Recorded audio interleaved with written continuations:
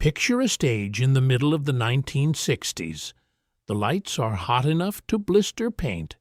Standing in a line at the back are some of the most highly trained musicians in the United States, men who spent years in conservatories and music schools, men who can look at a page covered in black dots and hear the whole thing in their heads before they play a note, men who studied theory and harmony and sight reading until it was second nature. Serious musicians, educated musicians, and they are all standing there, sweating in their pressed suits, waiting for one man to tell them what to play. And here is the thing that the whole music establishment could not get its head around, the thing that critics sneered about for years, the detail they used to dismiss him at every turn.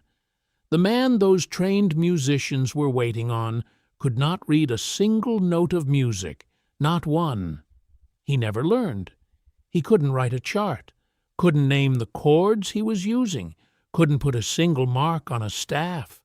To the people who ran the industry, that settled it. He wasn't a real musician. He was a screamer, a dancer, an entertainer who got lucky. And they said it out loud, in reviews, in offices, to his face. What none of them understood, what it would take the rest of the world about 30 years to fully admit, is that this illiterate dancer was in the middle of doing something none of their training had prepared them to even recognize. He was quietly taking American music apart and rebuilding it from the rhythm up. And the thing he built, without ever writing a word of it down, would become the foundation of the most dominant music of the next 50 years. Stay with me, because to understand how the man who couldn't read a note ended up rewriting the language everyone else reads from, you have to start with the insult. And the insult was real. But there's a second thing hiding underneath it, a question that took the world half a century to answer honestly. What if the reading was never the point? What if the man who couldn't read was free precisely because of it? Free from every rule the trained musicians could not stop obeying. Let's be honest about the wall he was standing in front of. In the 1950s and 60s, there was a very clear ladder in American music, and everyone knew where the rungs were. At the top sat the trained composers, the arrangers, the men who could notate. Below them, the skilled players who could read. And somewhere near the bottom, in the eyes of the critical establishment, sat the rhythm and blues shouters, the sweat and spectacle performers, who, the thinking went, were all body and no brain, talented, sure, exciting, absolutely, but not artists, not composers, not serious. And James Brown, a poor black man out of Augusta, Georgia, who had shined shoes on the street and been locked in a juvenile institution at 16, sat about as far down that ladder as a person could sit. He had no education anyone respected. He couldn't read. When he walked into a room full of trained people, they saw exactly what they expected to see. They heard him grunt and scream on a record, and they filed him under entertainment and moved on. And why couldn't he read? Not because he lacked the mind for it. The man ran a business empire in his head. He couldn't read music for the same reason he grew up dancing for pennies outside an army base, because the world he was born into never gave him the chance. There was no conservatory waiting for a barefoot kid in a condemned house in Georgia. There were no lessons, no teacher, no quiet room with a piano and a patient adult. There was survival.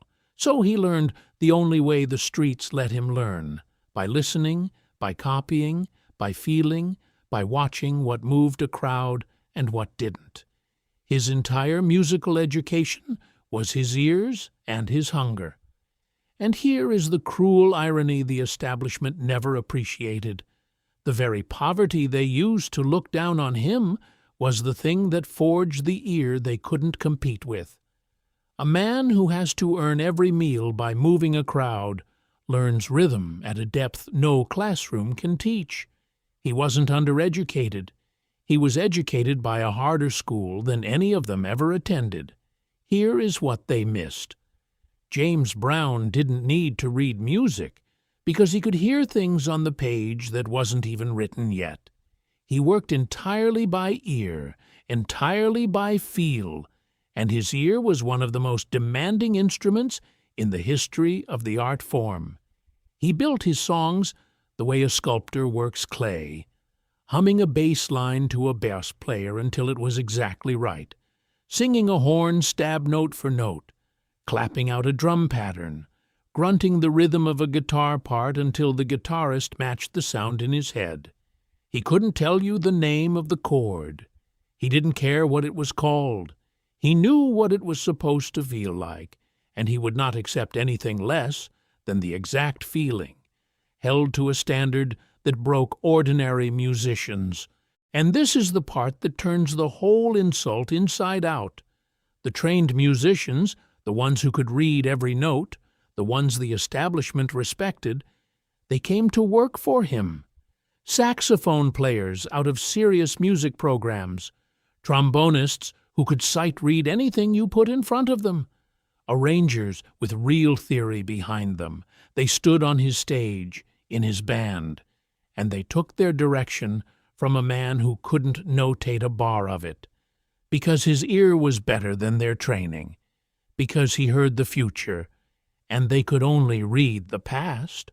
One of his most respected horn players, a genuinely schooled musician, would later describe the strange humility of it, learning to translate what this uneducated man was humming and grunting into actual written parts, and slowly realizing that the ideas coming out of him were more original than anything in the books they'd studied.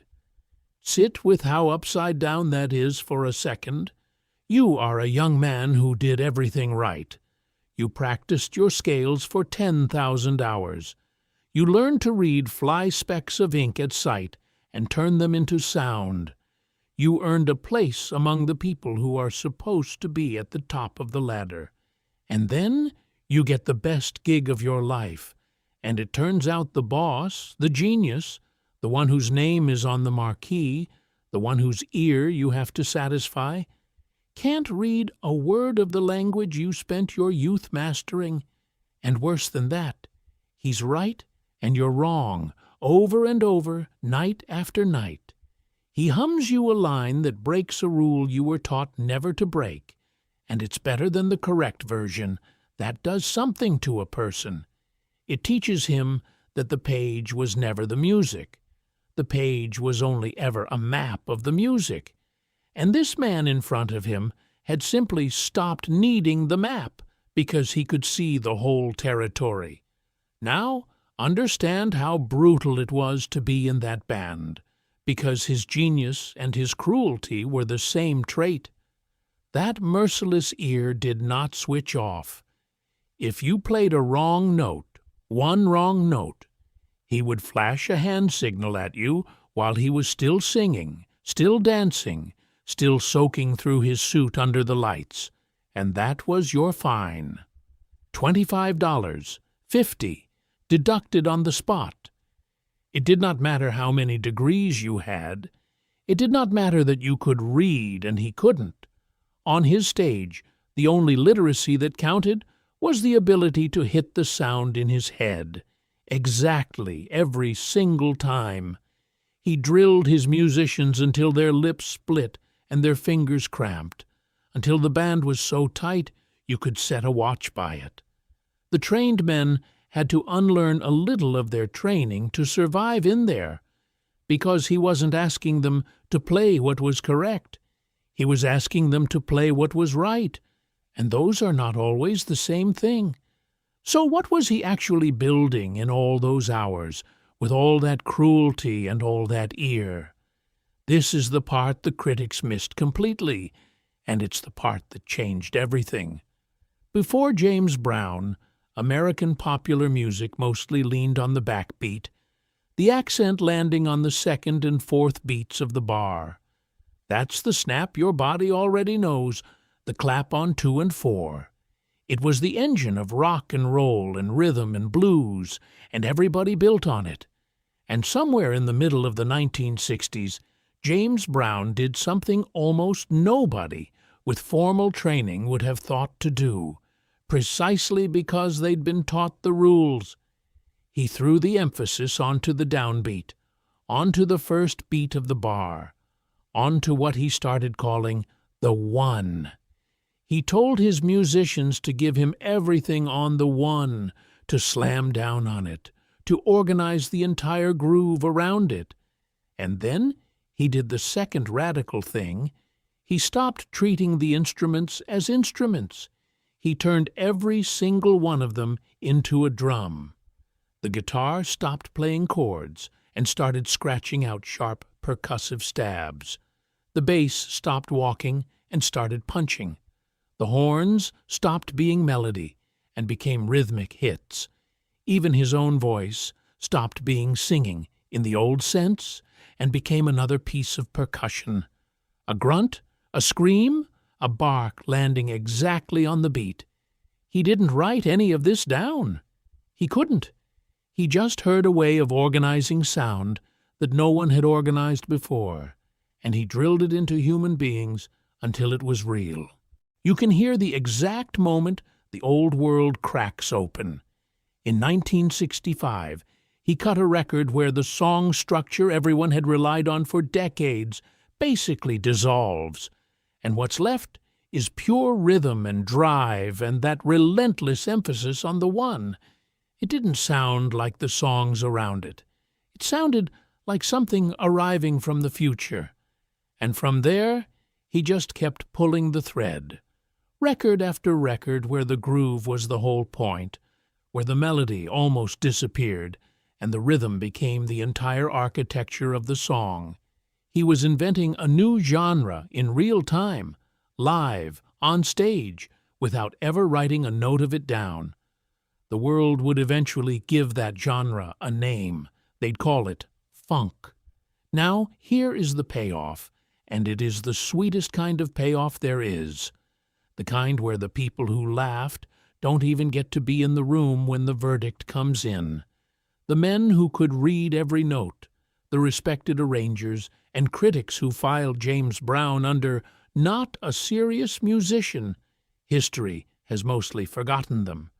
And the grooves that the illiterate dancer built by ear became the single most important raw material in the music that came next. When hip-hop was born a decade later, when producers went digging through old records for beats to build entire new songs on top of, they came back again and again and again to James Brown. One drum break from one of his records, just a few seconds of his drummer holding down a pattern, became one of the most sampled pieces of recorded sound in the history of music, the skeleton underneath hundreds and hundreds of other people's hits. His catalog became the DNA of hip-hop, and through hip-hop, the DNA of modern pop. The man they said couldn't read a note ended up being quoted, sampled, studied, and imitated more than almost any musician who ever lived. And think about where those beats came from in the first place. They didn't come from a page. They came from a hot stage in a small town, from a man clapping a pattern into existence and grunting a bass line at a teenager and refusing to accept it until it was perfect. Every one of those endlessly copied grooves started as a feeling in the head of a man who could not have written it down if his life depended on it. Producers, 30 years later, with all their technology, spent their careers chasing the exact thing he made with nothing but his ear and his will. The dots on the page could be read by thousands of people. The thing James Brown heard could only be heard by James Brown. And then, once he'd dragged it into the world, by everyone forever. Think about what that actually means. Every time you feel a modern song lock onto the one, Every time a beat hits with that hard, body-moving emphasis on the downbeat, you are hearing a sentence that James Brown wrote in a language he invented that he could not read and that the entire world now reads from. So what do we do with this story? Because it's not a simple one, and I don't want to pretend it is. He was not a gentle man. That relentless ear that reinvented rhythm was the same ear that fined tired musicians on stage and drilled them until they bled. His brilliance and his tyranny were not two different things. They were the same thing pointed in two directions. He demanded perfection because he could hear, with total clarity, the exact place perfection lived, and he had no patience for anyone, trained or not, who couldn't get there with him. It made him almost impossible to work for. It also made him one of the most important artists America ever produced. And there's something almost cosmic about how the insult got answered. They told him he wasn't a real musician because he couldn't read, but reading is just the ability to receive what someone else already wrote down. James Brown skipped that entirely. He didn't want to receive the language. He wanted to write it. And while the educated men were busy being fluent in the music that already existed, the man who couldn't read a note was sitting down at the front of history and composing the sentence that the next 50 years of music would spend their whole lives reading out loud. They said he couldn't read. He was too busy writing. Subscribe for more true stories from music's greatest legends. And tell me in the comments, who do you think is the most underrated genius in the history of music?